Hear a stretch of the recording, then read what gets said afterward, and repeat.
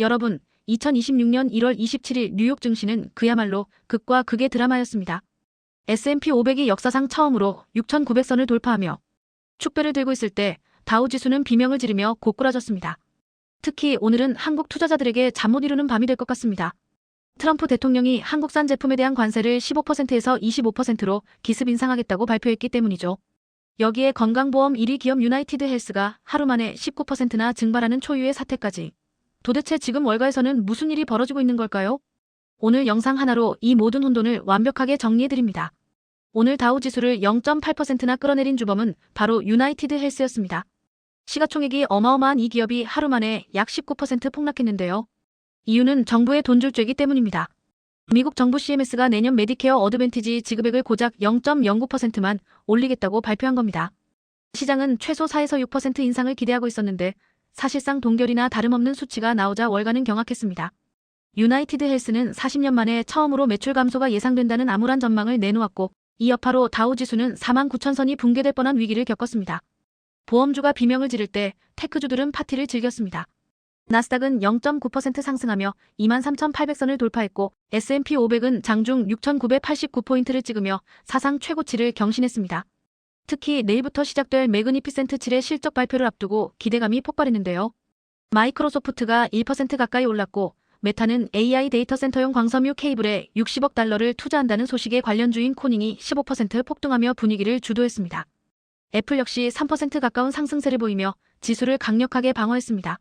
다만 실적 발표를 앞둔 테슬라는 관세 우려에 3% 넘게 밀리며 불안한 모습을 보였습니다.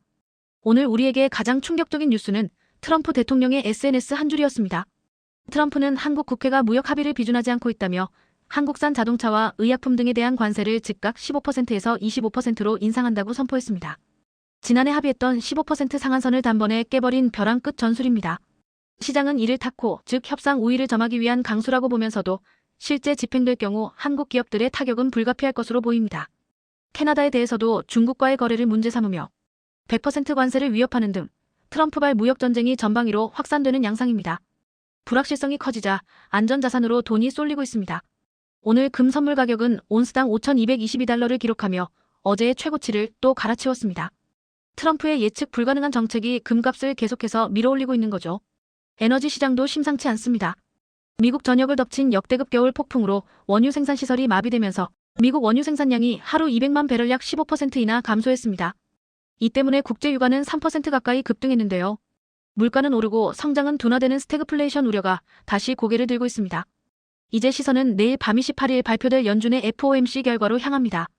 금리는 동결될 가능성이 90% 이상이지만 파월 의장이 트럼프의 관세 정책과 인플레이션 재발 우려에 대해 어떤 코멘트를 할지가 핵심입니다. 오늘의 전략을 요약하자면 이렇습니다. 건강보험주 등은 일단 관망하며 정부 정책 리스크가 해소될 때까지 시간이 필요합니다. 실적 기대주에 집중하여 내일 발표될 테슬라, MS, 메타의 실적이 나스닥의 추가 상승 동력이 될 것입니다.